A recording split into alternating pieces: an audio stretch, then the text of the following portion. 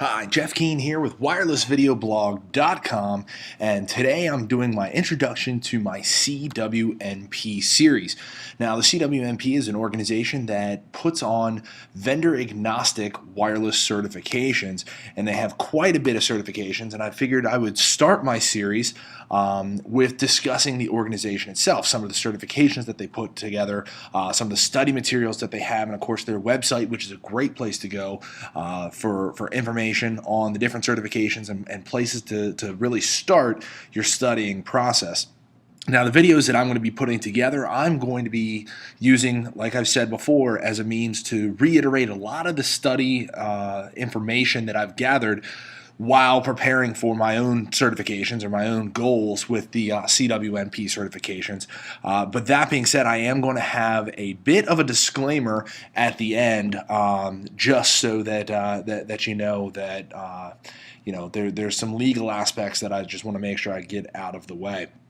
Now, this video here is going to be going over the organization itself.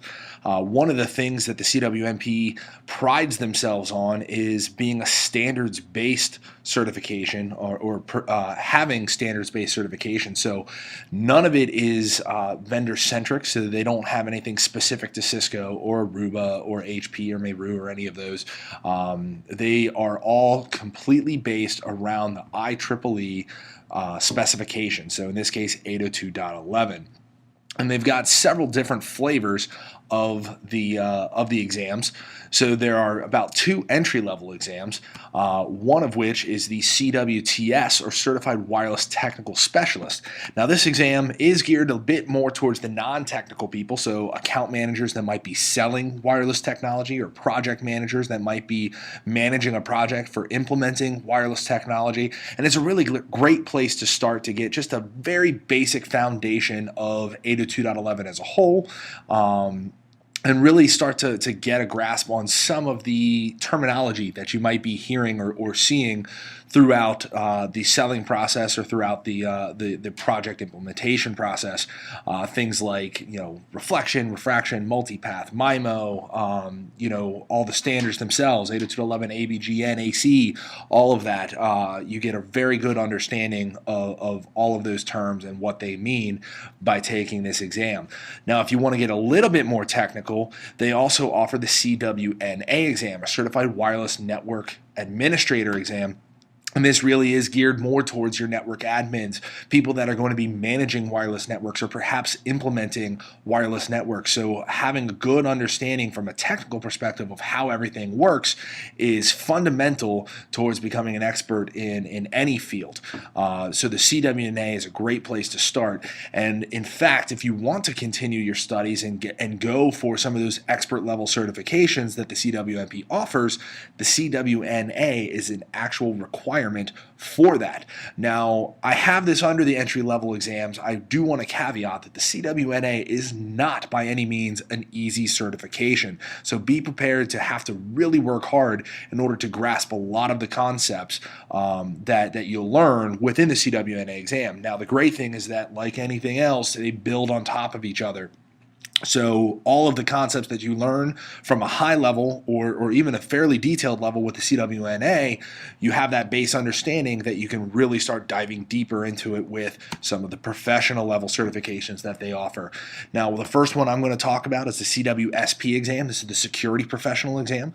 It is geared towards anybody that is managing the wireless network and they need to be able to secure it. Any kind of IA professional that might be working in the security field and they want to make sure that the network that someone else manages is also secure, or of course architects or consultants that might be designing a wireless network, understanding how to secure it, both the past legacy technologies like WEP or wired equivalency protocol, why that doesn't work and why you want to use something that's a bit more strong, such as some of the extensible authentication protocols or EAP methods that are available, such as ETLS and PEEP. So it's a very good deep dive into the security of wireless networks. They also offer the CWDP exam, and this is more of a consultant slash architect type exam because it gives you a better understanding of the questions that need to be answered in order to properly design a wireless network. Things like, what are the clients, how many clients, what are the client types, do you know the drivers, do you have control over these clients, or are they going to be more of a BYOD type environment? And of course, things like applications. What are the applications that are going to be going across it? Are you doing voice and video? Are you needing location tracking, or is it simply data? All of these things play a major factor into how you go about deploying your wireless network, and more importantly, how you go about surveying your wireless network, understanding the environment itself and how the RF affects different things, how it might create gaps, and how much overlap you need, how many APs you need. That all plays a factor, and the CWDP does a great job of detailing exactly what you need to know in order to properly design a wireless network, because you're only as good, or your network is only as good as the original design. The last certification that they do offer that's an actual exam is the CWAP, and this is the analysis professional. It's really more of a troubleshooting type of exam where you really go in depth with the physical layer, understanding spectrum and how different interference might play a factor, being able to read packet captures and understand whether or not the packet you're seeing should be there or shouldn't be there, and if it's not there, why is it not there? And just really understanding 802.11 from the ground up, really detailed on packet analysis. And this is actually the exam that I'm currently studying for, and will probably be one of the first videos that I ended up putting up onto the website. So stay tuned for that. The last certification that the CWNP organization offers is the CWNE. This is the coveted expert level certification that anybody that is worth anything in the wireless industry wants to have. It's a numbered based certification. So as of right now, I believe my buddy Travis actually just got number 131. I haven't been to the website recently to check and see if anybody else has gotten that, but it is definitely a very difficult exam, or difficult certification, I should say, to get, because there are a lot of requirements. One is you have to have passed all of the professional level certifications that the CWNP offers. This, of course, means that in order to get the professional level certification, you also have to have your CWNA. So that's 4 exams right off the top of the bat that are not easy exams to pass that you have to take. In addition to that, you also have to prove that you have experience, not only documented 3 years of experience, but you also have to have people vouch for you, professionals that are in the industry that can vouch for your experience. You also have to hold and maintain 2 other professional level certifications.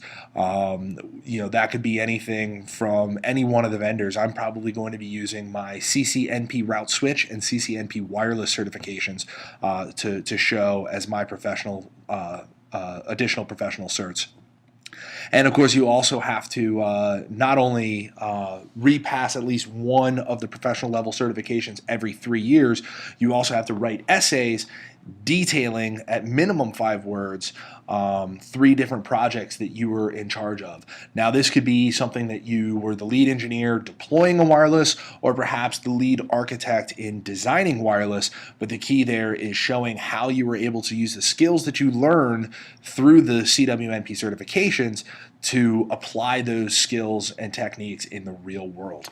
So it is similar to the CISSP, which is a security, professional level security certification that requires you to have this this experience, this real-world experience on top of the book smarts. So it's a very difficult certification to get, but a very coveted one as well, and is really gaining a lot of traction in the industry as being the premier wireless certification. So this is something that I'm trying to strive for. I've already got the CWSP and DP under my belt, obviously the NA as well, so I'll be working on the AP next, and then filling out my application, and hopefully I will get a number under 150. So stay tuned for that. I will definitely keep you updated.